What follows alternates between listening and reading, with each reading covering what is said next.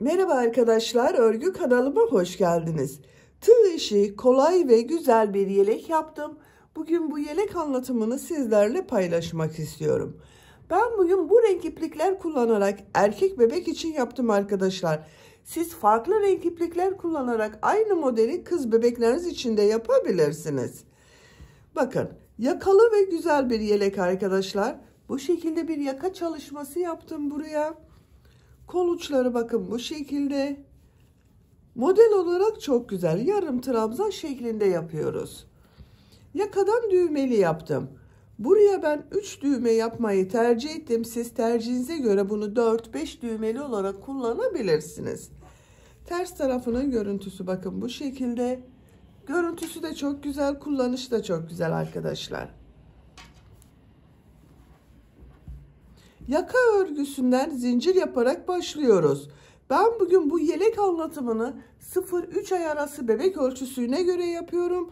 Ama siz bu yeleği daha büyük çocuklarınız için yapabilirsiniz. Yetişkinler için de uygun model arkadaşlar. Siz bu yeleği 3-6 ay arası bebek için yapmak istiyorsanız benimle aynı sayıda zincir başlayabilirsiniz.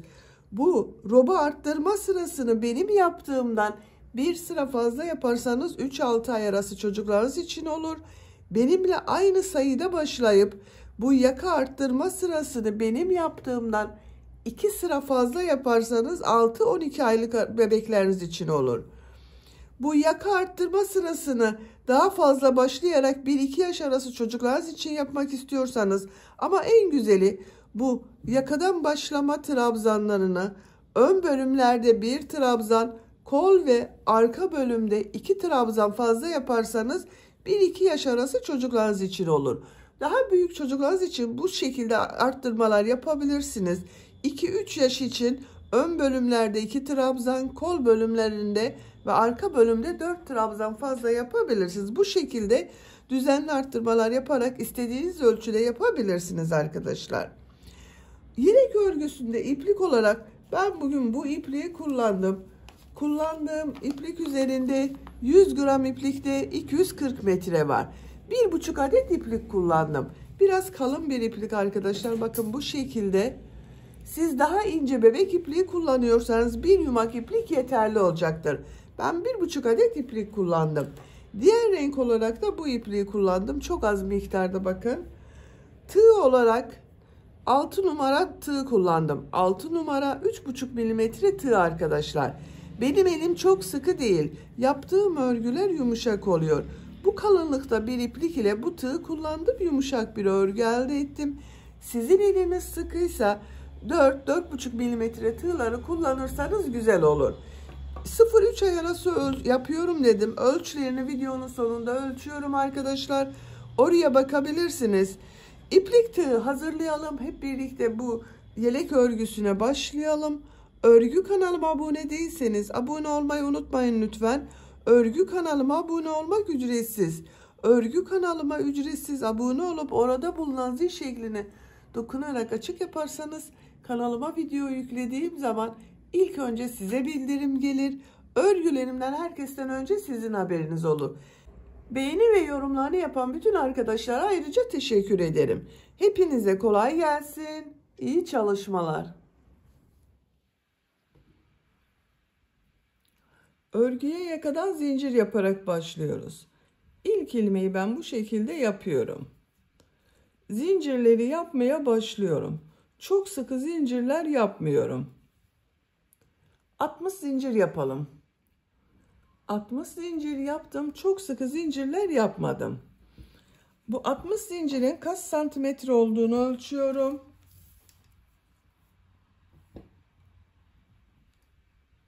28 santimetre zincir uzunluğu var arkadaşlar. 28 santimetre için ben 60 zincir yaptım. Sizin elinizin sıklığına göre daha fazla veya daha az zincir yapmanız gerekebilir. 2 zincirde dönüş için yapıyorum. Bu sırada yarım trabzanlar yapacağız. Ön, arka ve kol bölümlerinde belirleyeceğiz arkadaşlar. Tığ üzerine iplik alıyorum. 2 ilmek atlıyorum. 3. ilmeğe yarım trabzan yapıyorum. Yarım trabzanı bilmeyen arkadaşlar için gösteriyorum. Bakın tığ üzerine iplik alıyorum. Tığ ilmeğe takıyorum. İplik alıp çektim. Tığ üzerinde 3 ilmek var. Üçünün içinden bir defa da çekiyorum. Tekrar tığ üzerine iplik alıyorum. 3 ilmek var. İplik alıyorum. Üçünü içinden bir defa da çekiyorum.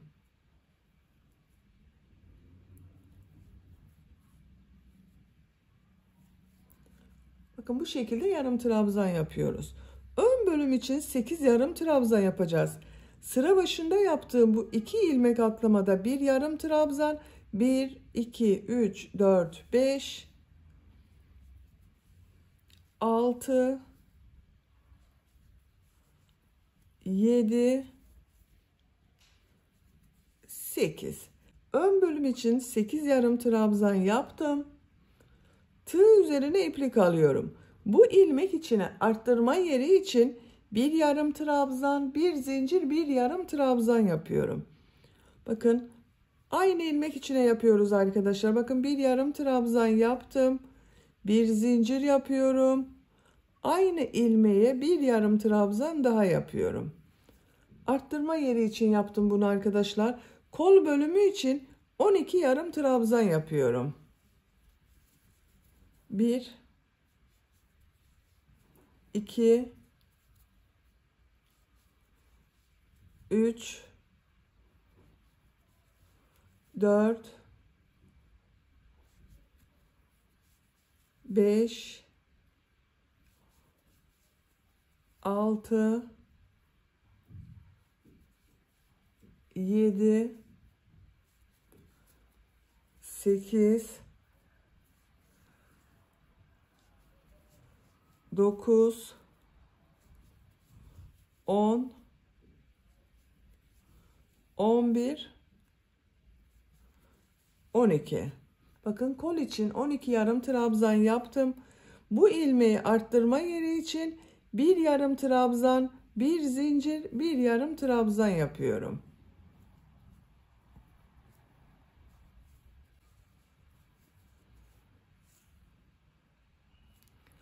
Arka bölüm için 16 yarım trabzan yapıyorum. Ön bölümde 8 yarım trabzan yaptım. Bunun 2 katı olarak buraya da 16 yarım trabzan yapıyoruz.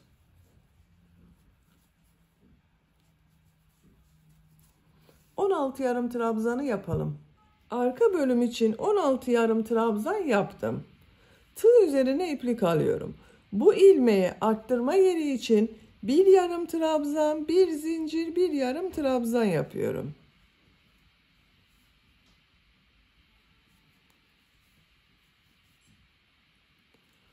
Tığ üzerine iplik alıyorum. Kol bölümü için 12 yarım trabzan yapıyorum.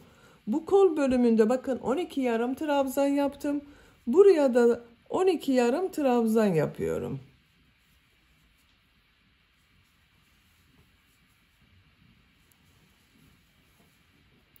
12 yarım trabzanı yapalım. Kol bölümü için 12 yarım trabzan yaptım. Tığ üzerine iplik alıyorum. Bu ilmeği arttırma yeri için bir yarım trabzan, bir zincir, bir yarım trabzan yapıyorum. Ön bölüm için 8 yarım trabzan yapıyorum. Bakın bu ön bölümde 8 yarım trabzan ile başladım. Sıra sonunda da ön bölüm için 8 yarım trabzan yapıyorum. 1, 2, 3, 4, 5, 6, 7, 8. 8 yarım trabzan yaptım. Bakın bu sırada yaka bölümlerini ayırdık arkadaşlar. Ön bölümler için 8 yarım trabzan yaptım. Kol bölümleri için 12 yarım trabzan yaptım. Arka bölüm için de 16 yarım trabzan yaptım. Arttırma yerlerinde bir yarım trabzan, bir zincir, bir yarım trabzan yaptım. Bakın 1, 2, 3, 4 yerden arttırmalar yapacağız. Siz bunu 1 yaş çocuk için yapıyorsanız 8 zincir fazla başlayabilirsiniz. Ön bölümler için 1 yarım trabzan, kol bölümleri için 2'şer yarım trabzan, arka bölüm için de 2 yarım trabzan fazla yapabilirsiniz. İkinci sıradayım. Bir zincir yapıyorum, örgüyü çeviriyorum. Yine yarım trabzan yapıyorum. Bakın, yarım trabzanı şu şekilde yapıyorum arkadaşlar. 2 ilmeği birlikte yapmıyorum. Burada 2 ilmek görünüyor. Bu ilmeği bakın tığ takıyorum. Yarım trabzan yapıyorum. Bakın, ilmekten alarak yarım trabzan yapıyorum. Bir ilmekten alıyorum.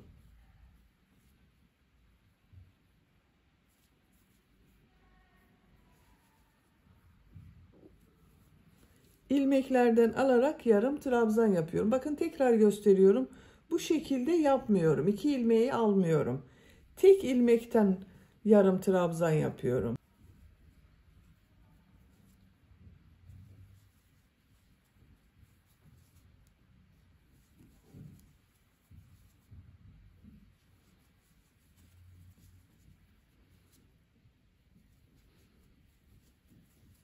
Bakın, bir zincire kadar yarım trabzan yaptım. 1, 2, 3, 4, 5, 6, 7, 8, 9 yarım trabzan yaptım. Bu bir zincir üzerine arttırma yeri için bir yarım trabzan, bir zincir, bir yarım trabzan yapıyorum.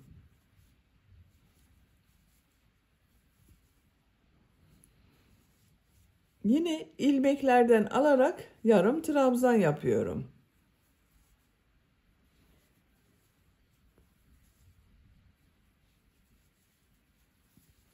Arttırma yerine kadar devam edelim. Arttırma yerine kadar yarım trabzan yaptım. Bir zincir üzerine bir yarım trabzan, bir zincir, bir yarım trabzan yapıyorum. Yine ilmeklerden alarak yarım trabzan yapmaya devam ediyorum. Bakın.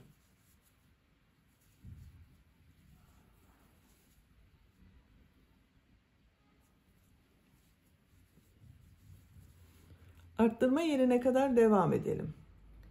Arttırma yerine kadar yarım trabzan yaptım. Bir zincir üzerine bir yarım trabzan, bir zincir, bir yarım trabzan yapıyorum. İlmekten alarak yarım trabzan yapıyorum.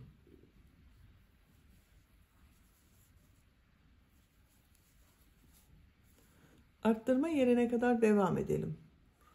Arttırma yerine kadar yarım trabzan yaptım. Buraya bir yarım trabzan, bir zincir, bir yarım trabzan yapıyorum.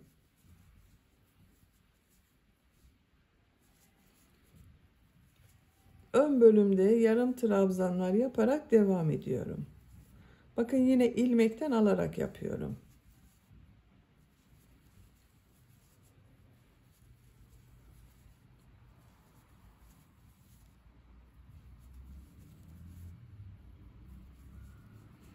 Sıra sonuna kadar yaptım. Bakın, sıra sonunda bir alt sırada 2 ilmek atlayarak yaptığım yarım trabzan var.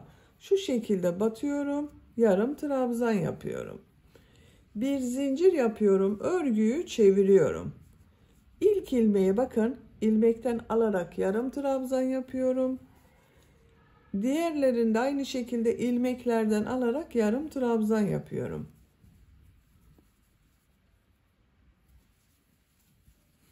Görüntüsü bakın bu şekilde oluyor arkadaşlar, ilmeklerden alarak yaptığımız için. Arttırma yerine kadar devam edelim. Arttırma zincirine kadar ön bölümde yarım trabzanları yaptım. Kaç yarım trabzan yaptığımı sayıyorum. Bakın, 2, 4, 6, 8, 10 yarım trabzan oldu. Arttırma yerine bir yarım trabzan, bir zincir, bir yarım trabzan yapıyorum. Bütün arttırmaları bir yarım trabzan, bir zincir, bir yarım trabzan şeklinde yapıyoruz. İlmekten alarak yarım trabzan yapıyorum. Buraya kadar devam edelim. Bu arttırma yerine bir yarım trabzan, bir zincir, bir yarım trabzan yapalım. Diğerlerini ilmeklerden alarak yarım trabzan yapalım. Bütün arttırma yerlerinde bir yarım trabzan, bir zincir, bir yarım trabzan yapıyoruz. Sıra sonuna kadar devam edelim. Sıra sonuna kadar tamamladım. Son trabzanı şu iki ilmeği birlikte alarak yapıyorum. Ön bölümlerin daha düzgün görünmesi için bu şekilde yapıyorum bakın. 3 sırayı tamamladık. Görüntüsü bakın bu şekilde oldu. 4. sıradayım. Bir zincir yapıyorum. Örgüyü çeviriyorum. Yine ilmeklerden alarak yarım trabzan yapıyorum. Arttırma yerine kadar devam edelim. Arttırma yerine kadar yarım trabzan yaptım. Arttırma yerine bir yarım trabzan, bir zincir, bir yarım trabzan yapıyorum. İlmeklerden alarak yarım trabzanlara devam ediyorum.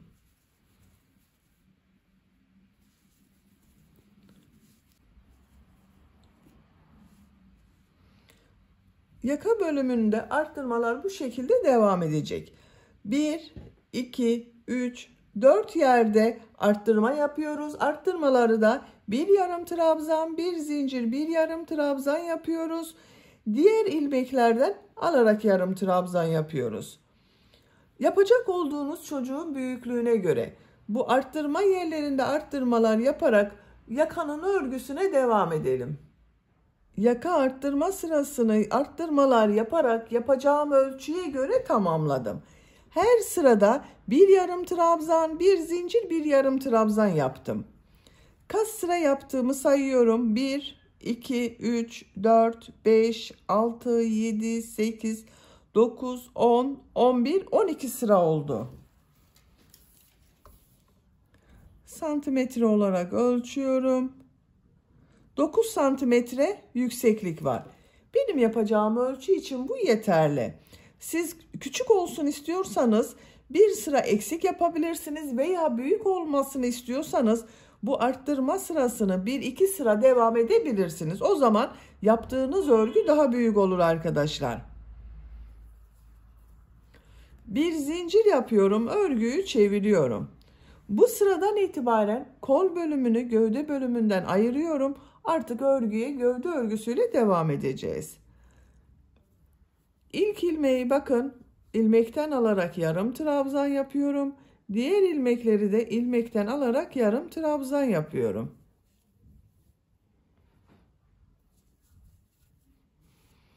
Bu arttırma yaptığım bir zincire kadar devam edelim.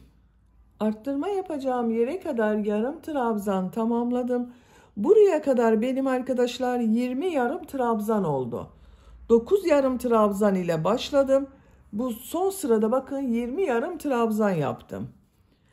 Bu bir zincir üzerine ön bölüm için 2 yarım trabzan yapıyorum. Kol altı için bir zincir yapıyorum. Tığ üzerine iplik alıyorum.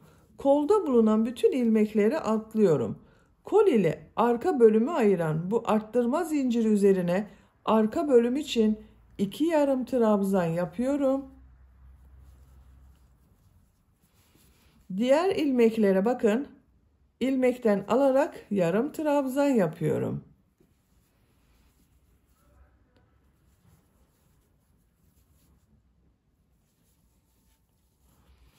Bakın bir zincirle ön ve arka bölümü birleştirdik. Kol bölümünü ayırdık. Bu arttırma zincirine kadar devam edelim. Arttırma zincirine kadar arka bölümde yarım trabzan tamamladım. Bu zincir üzerine arka bölüm için 2 yarım trabzan yapıyorum. Kol altı için bir zincir yapıyorum. Bakın bu zinciri çok sıkı yapmıyorum. Tığ üzerine iplik alıyorum. Kolda bulunan bütün ilmekleri atlıyorum. Ön ile bakın kol bölümünü ayıran bu arttırma zinciri üzerine ön bölüm için 2 yarım trabzan yapıyorum. Diğer trabzanları ilmekten alarak yarım trabzan yapıyorum. Bakın diğer kol bölümünde ayırdım arkadaşlar. Bir zincir ile arka bölüm ile ön bölümü birleştirdim. Sıra sonuna kadar devam edelim. Sıra sonuna kadar tamamladım. Son ilmeğe yarım trabzan yaptım. Bu sırada gövde bölümünü kol bölümünden ayırdım. Bakın kol altında birer zincir yaptım. Ön ve arka bölümleri birleştirdim.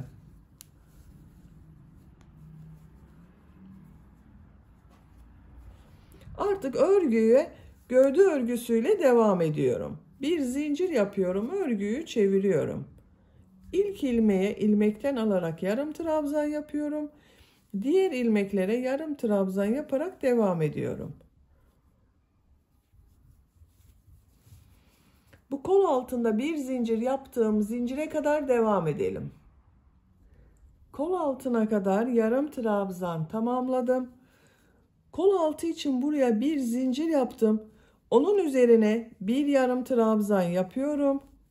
Diğer ilmeklere yarım trabzan yaparak devam ediyorum.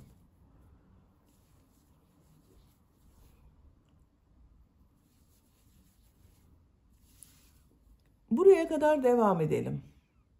Buraya kadar yarım trabzanları yaptım. Bir zincir üzerine bir yarım trabzan yapıyorum. Diğer ilmeklere yarım trabzan yaparak devam ediyorum.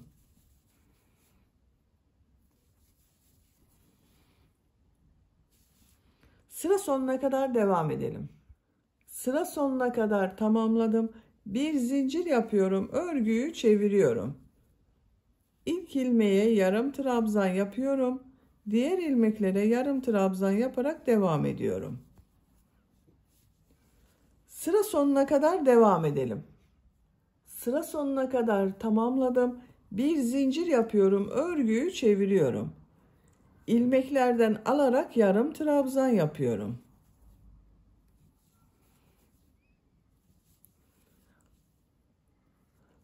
Örgü bu şekilde devam edecek arkadaşlar. Bakın. Görüntüsü böyle oldu. Gövde bölümünün örgüsünü yapacak olduğunuz çocuğun büyüklüğüne göre bu sıraları tekrarlayarak tamamlayalım. Gövde yüksekliğini yapacağım ölçüye göre tamamladım. Bu kol ayrımı yaptığım sıradan sonra kaç sıra yaptığımı sayıyorum. 1, 2, 3, 4, 5, 6, 7, 8, 9, 10, 11, 12, 13, 14, 15, 16 sıra oldu arkadaşlar. Santimetre olarak ölçüyorum.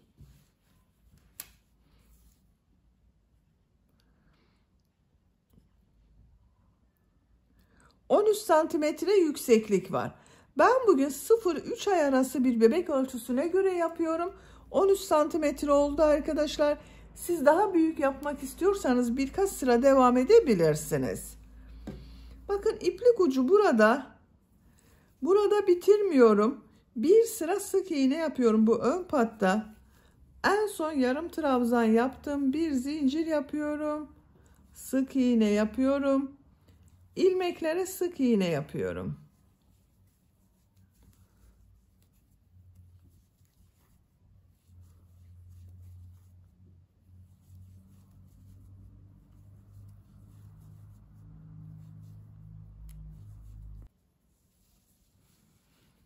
Sıra sonuna kadar devam edelim. Sıra sonuna kadar tamamladım. Bakın bir sıra sık iğne yaptım. Ön pat güzel oldu arkadaşlar. İpliği kesiyorum.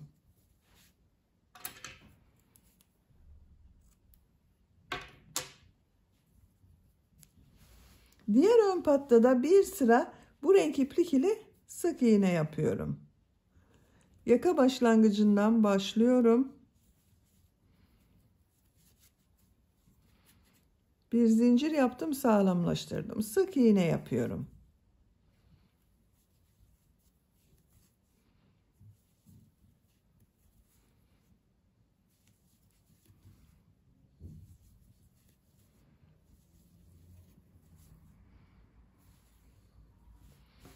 Sıra sonuna kadar devam edelim. Sıra sonuna kadar tamamladım. İpliği kesiyorum. Bakın bu ön patta da bir sıra sık iğne yaptım. Düzgün bir görüntü elde ettik arkadaşlar.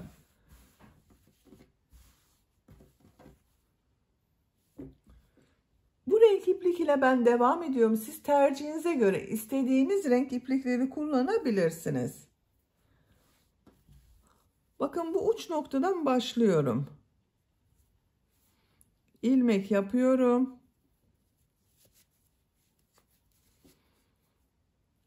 Aynı ilmek içine sık iğne yapıyorum. Sık iğne sırası yapıyorum.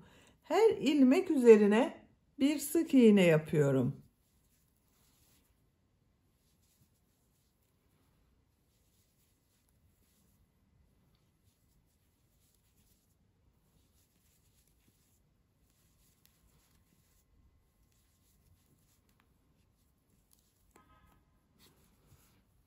Bakın bir önceki sırada bir sıra sık iğne yaptığımız için bu renk iplik ile sık iğne yaparken daha düzgün bir görüntü elde ediyoruz. Sıra sonuna kadar devam edelim. Sıra sonuna kadar sık iğne yaparak tamamladım. Bu sırada yine sık iğne yapacağız arkadaşlar. Bu sık iğneyi yaparken yaka bölümünün buraya ben 3 tane düğme iliği yapmak istiyorum. Siz isterseniz 4-5 düğme iliği yapabilirsiniz. Bakın ilk düğme iliğini yaka başlangıcının buraya yapıyorum. Diğer düğme iliğini bakın bu kol ayrımı yaptım. Sıraya yapıyorum.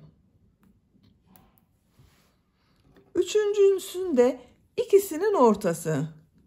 Şu şekilde bakın katlıyorum. İkisinin ortası burası.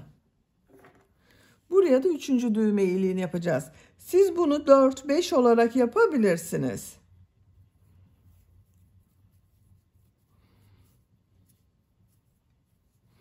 Bir zincir yapıyorum. Örgüyü çeviriyorum. İlk ilmeğe sık iğne yapıyorum. Düğme iliği için 2 zincir yapıyorum. 1 2 2 ilmek atlıyorum. Sık iğne yapıyorum. Sık iğne yapıyorum. Diğer düğme iliğine kadar sık iğne yapıyorum. Kaç sık iğne yaptığımda sayıyorum. Bakın 1 2 3 4 5 6 sık iğne yaptım. 2 zincir yapıyorum. 2 ilmek atlıyorum. 6 sık iğne yapıyorum. Bu iki düğme iliği arasına 6 sık iğne yaptım. Bu iki düğme iliği arasına da 6 sık iğne yapıyorum. 2 3 4 5 6 düğme iliği için 2 zincir yapıyorum. 2 ilmek atlıyorum. Sık iğne yapıyorum. Diğer ilmeklere sık iğne yaparak devam ediyorum. Bakın 3 düğme iliğinin yerini belirledik arkadaşlar. Siz 4-5 yapıyorsanız bu şekilde 6 ilmek atlayarak düğme iliklerini yerleştirme yapabilirsiniz. Sıra sonuna kadar devam edelim. Sıra sonuna kadar sık iğne yaparak tamamladım. Bir zincir yapıyorum. Örgüyü çeviriyorum. 3. sıradayım. Bu sırada yarım trabzan sırası yapıyorum. Tığ üzerine iplik alıyorum. İlk ilmek üzerine yarım trabzan yapıyorum. Diğer ilmeklere yarım trabzan yaparak devam ediyorum. Her ilmek üzerine bir yarım trabzan yapıyorum.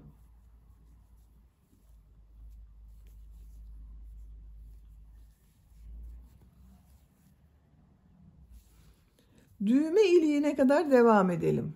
İlk düğme iliğine kadar yarım trabzan yaptım.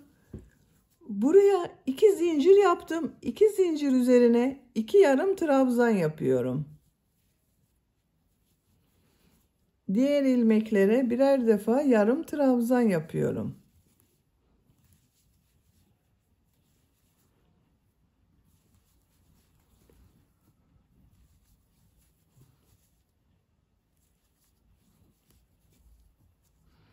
Düğme iliğinin üzerine 2 yarım trabzan yapıyorum. Diğer ilmeklere bir yarım trabzan yapıyorum.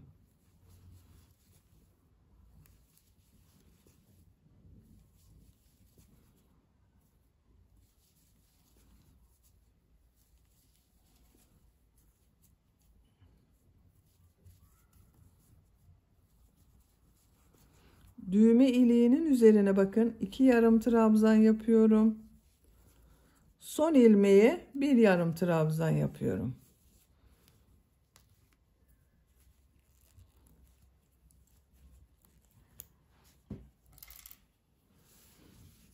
Bakın düğme ilikleri daha belirgin oldu.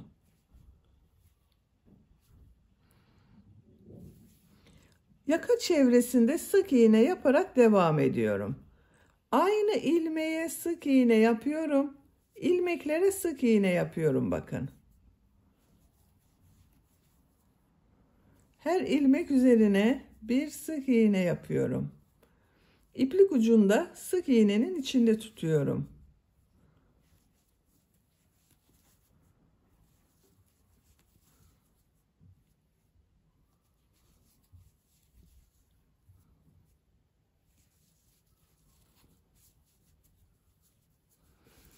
Sık iğne yaparak buraya kadar devam edelim. Yaka çevresinde sık iğne yaptım. Buraya kadar tamamladım. Devam etmiyorum arkadaşlar. Ben bu ipliği burada bekletiyorum. Bu ön patta da burada yaptığım gibi 2 sıra sık iğne, bir sırada yarım trabzan sırası yapacağız. Bu iplik ile yarım trabzan sırasını devam ediyorum. İlk önce tekrar başka iplik bağlayarak 2 sıra sık iğne yapıyorum. Bakın bu ilmekten ilmek yapıyorum. Sık iğne yapıyorum.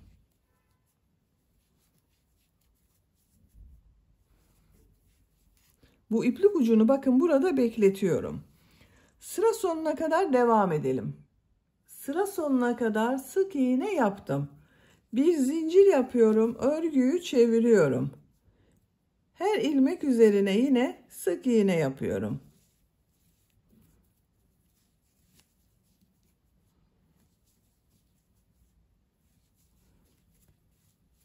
Sıra sonuna kadar devam edelim. Sıra sonuna kadar sık iğne yaparak tamamladım. İpliği kesiyorum.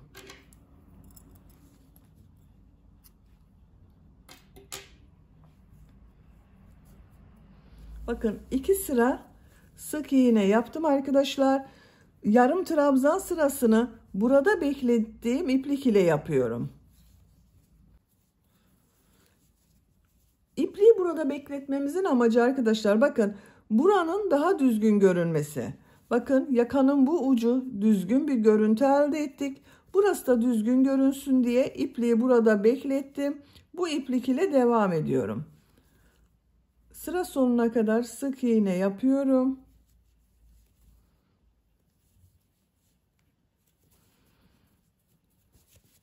Tığ üzerine iplik alıyorum. İlmeklere yarım trabzan yaparak devam ediyorum. Her ilmek üzerine bir yarım trabzan yapıyorum. İplik ucunu da içinde tutuyorum bakın.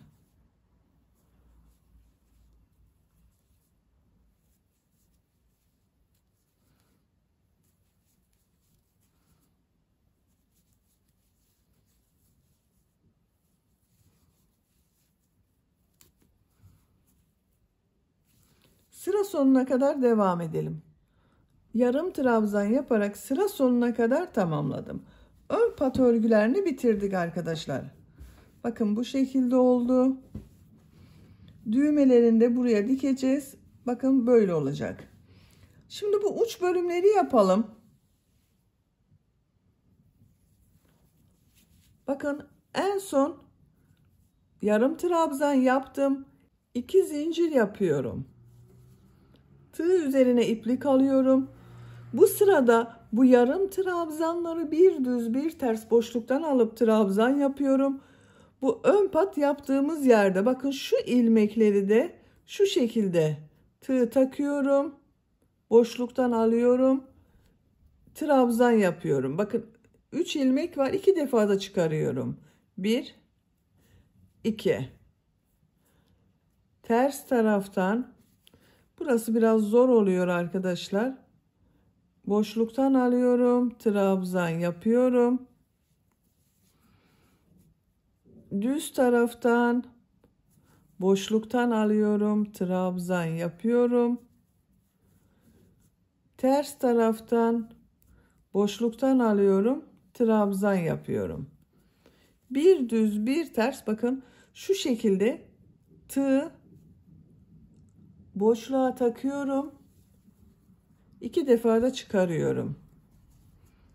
Ters taraftan şu şekilde boşluktan alıyorum. Trabzan yapıyorum. Boşluktan alıyorum, trabzan yapıyorum.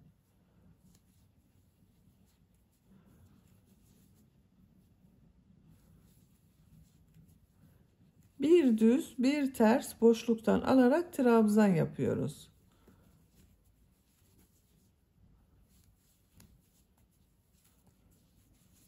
Bakın görüntüsü bu şekilde oluyor. Sıra sonuna kadar devam edelim. Sıra sonuna kadar bir düz, bir ters boşluktan aldım, trabzan yaptım. Sıra sonunda bakın yine bu sık iğne sırası yaptığım yerde bir düz, bir ters boşluktan aldım, trabzan yaptım. Bakın görüntüsü bu şekilde arkadaşlar. 2 zincir yapıyorum. Örgüyü çeviriyorum. Bu sırada yaptığım bu trabzanları nasıl görüyorsam o şekilde boşluktan alıp trabzan yapıyorum. Ters tarafta görüyorum, boşluktan alıp trabzan yapıyorum. Düz tarafta görüyorum, boşluktan alıp trabzan yapıyorum. Ters taraftan boşluktan alıp trabzan yapıyorum. Nasıl görüyorsak o şekilde boşluktan alarak trabzan yapıyorum.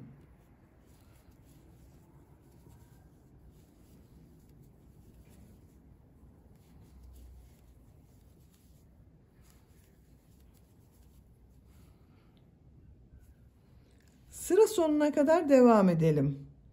Sıra sonuna kadar yaptım. 2 zincir yapıyorum. Örgüyü çeviriyorum. 3. sıradayım. Bu sırada yine nasıl görüyorsam o şekilde boşluktan alarak trabzan yapıyorum. İlk trabzan düz tarafta görüyorum. Boşluktan alıp trabzan yapıyorum. Ters tarafta görüyorum. Boşluktan alıp trabzan yapıyorum. Nasıl görüyorsam o yönde boşluklardan alarak trabzan yapıyorum.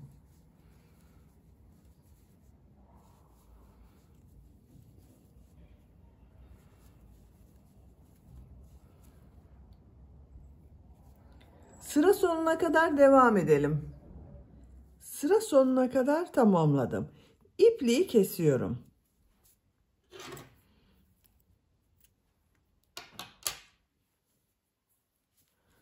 Bakın arkadaşlar, gövde bölümünü bitirdik. Bu şekilde çok güzel oldu.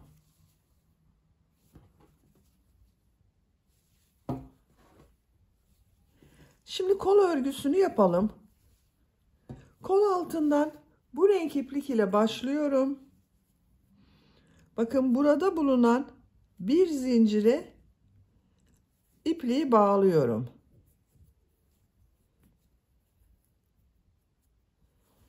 Bir ilmek yapıyorum.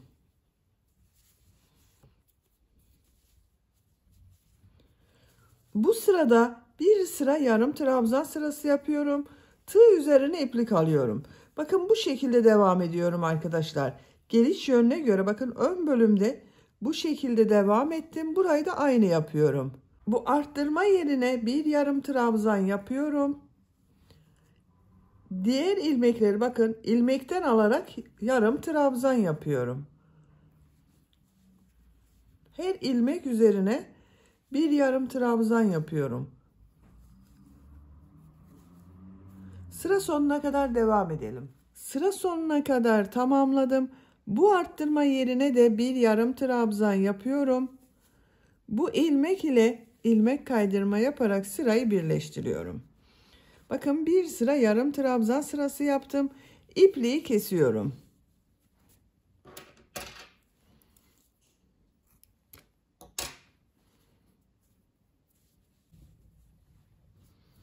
Bu renk iplik ile devam ediyorum. Kol ucunu yapacağız.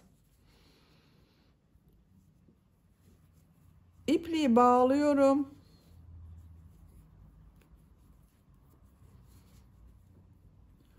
buradan ilmek yapıyorum. 2 zincir yapıyorum. Bu sırada bu yaptığım yarım trabzanları burada yaptığım gibi bir düz bir ters boşluktan alarak trabzan yapıyorum. İlk yarım trabzanı bakın şu şekilde tığ boşluğa takıyorum. Bir trabzan yapıyorum. Bakın 2 defa da çıkarıyorum. İkinci yarım trabzanı ters taraftan boşluktan alıyorum. Trabzan yapıyorum. Düz taraftan boşluktan alıyorum. Trabzan yapıyorum. Ters taraftan boşluktan alıyorum. Trabzan yapıyorum. Bir düz bir ters boşluktan alarak trabzan yapıyoruz.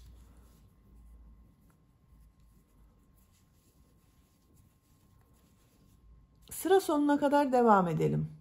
Sıra sonuna kadar tamamladım. Son trabzanı düz taraftan boşluktan aldım, trabzan yaptım. İlk yaptığım bakın bu 2 zincir yaptığım ilmek ile ilmek kaydırma yaparak sırayı birleştiriyorum. Sıra başında yaptığım bu 2 zincir ters tarafta görünen trabzan oldu. Bakın görüntüsü bu şekilde oldu. 2 zincir yapıyorum. Bu sırada bu trabzanları nasıl görüyorsam o şekilde boşluktan alıp trabzan yapıyorum. Düz tarafta görüyorum, boşluktan alıp trabzan yapıyorum. Ters taraftan boşluktan alıp trabzan yapıyorum.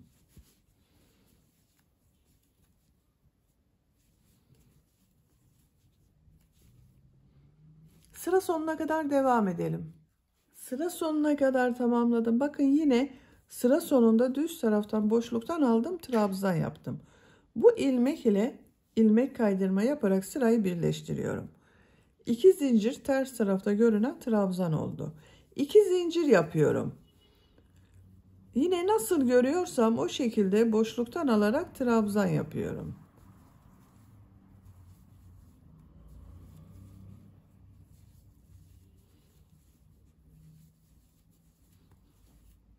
Sıra sonuna kadar devam edelim. Sıra sonuna kadar trabzan yaptım. Son trabzanı yine düz taraftan boşluktan aldım, trabzan yaptım. İlk yaptığım bu ilmek ile ilmek kaydırma yaparak birleştiriyorum. İpliği kestim arkadaşlar. Bakın kol örgüsünü bitirdim. Çok güzel oldu kol örgüsü. Siz tercihinize göre bunu 4-5 sıra yapabilirsiniz. Ben 3 sıra yaptım. 1, 2, 3. Diğer kol örgüsünü de tamamladım. Bakın bu şekilde oldu. Bunu da 3 sıra yaptım. 1, 2, 3. Düğmelerini de diktim arkadaşlar. Bakın buraya 3 tane düğme diktim. Yaptığım bu düğme iliklerinin karşısına düğmelerini diktim. Yeleği bu şekilde kullanabilirsiniz. Bu şekilde de çok güzel. Ben yaka bölümünün bakın buraya bir yaka çalışması yapmak istiyorum. Bu renk iplik ile yapıyorum. Siz isterseniz kendi rengiyle de yapabilirsiniz. Bakın buradan başlıyorum. Şu ilmeğe bakın şu şekilde tığ takıyorum. İpliği bağlıyorum. Bağladığımız zaman daha sağlam oluyor arkadaşlar. Buradan bir ilmek yapıyorum.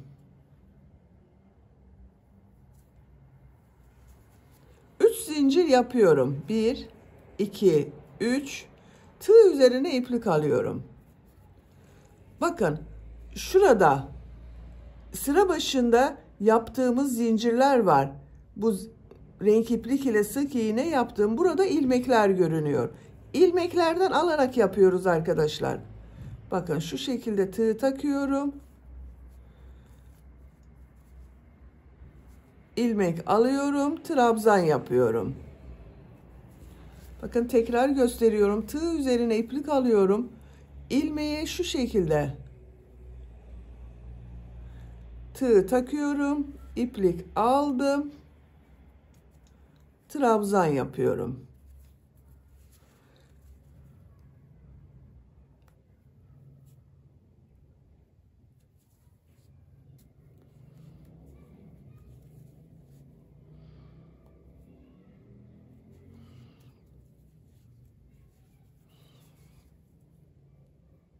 Her ilmekten bir trabzan yapıyoruz.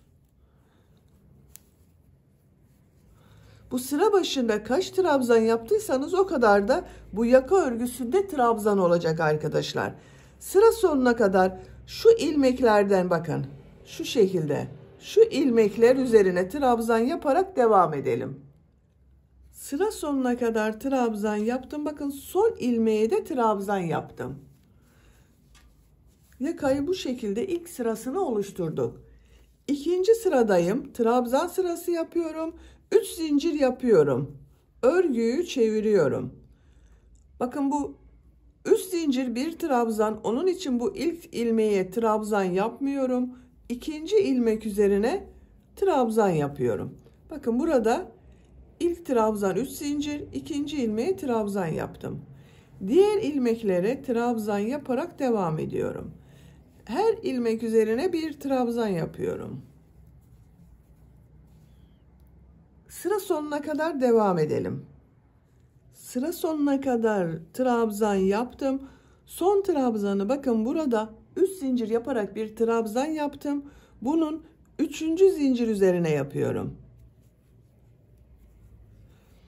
2 sıra trabzan yaptık arkadaşlar. Bakın yakanın görüntüsü bu şekilde oldu. Ben bugün bu yeleği küçük yaptığım için yaka örgüsünü 3 sıra yapıyorum. Siz daha büyük çocuk için yapıyorsanız bu yaka örgüsünü 4 sıra yapabilirsiniz. 3. ve son sıradayım.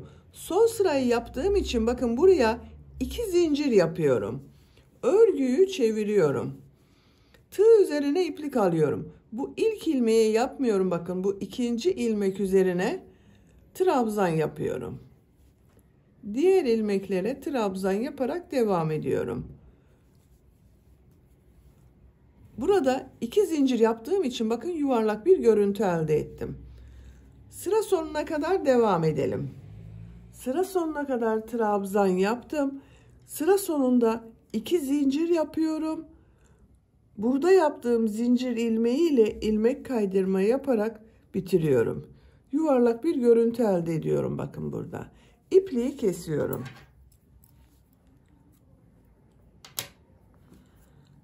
Şu şekilde ilmek içinden çektim.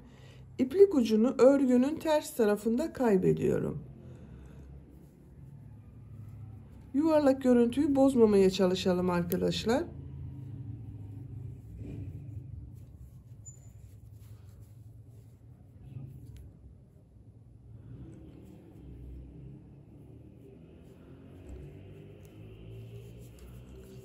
Bakın yuvarlak bir görüntü elde ettik. Böylece yeleğin örgüsünü de bitirdim. Düğmesini takıyorum.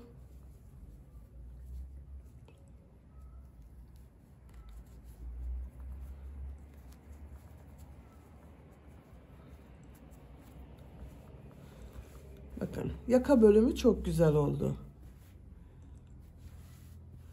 Arka görüntüsü bu şekilde. Bakın kol uçları da çok güzel oldu. Bitmiş olarak size ölçülerini söylüyorum. Kol altının burada gövde genişliğini ölçüyorum. 24 santimetre. Yüksekliğini ölçüyorum. Kol altından yükseklik 15 santimetre. Omuzdan yükseklik 26 santimetre. Ben bugün 0-3 ay arası bir bebek için yaptım. Bu yükseklikte oldu arkadaşlar. Bakın çok güzel oldu. Açık olarak görelim arkasını bakın. Örgünün ters tarafının görüntüsü bu şekilde. Arka görüntüsü de bu şekilde. Beni dinlediğiniz ve izlediğiniz için hepinize çok teşekkür ederim. Örgü kanalıma abone değilseniz abone olmayı unutmayın lütfen. Örgü kanalıma abone olmak ücretsiz. Örgü kanalıma ücretsiz abone olup orada bulunan zil şekline dokunarak açık yaparsanız kanalıma video yüklediğim zaman ilk önce size bildirim gelir. Örgülerimden herkesten önce sizin haberiniz olur. İzlediğiniz videolarıma beğeni ve yorumlarınızı yaparsanız çok sevinirim arkadaşlar. Sizlerle yeni örgülerde görüşmek dileğiyle. Hoşça kalın, sevgiyle kalın.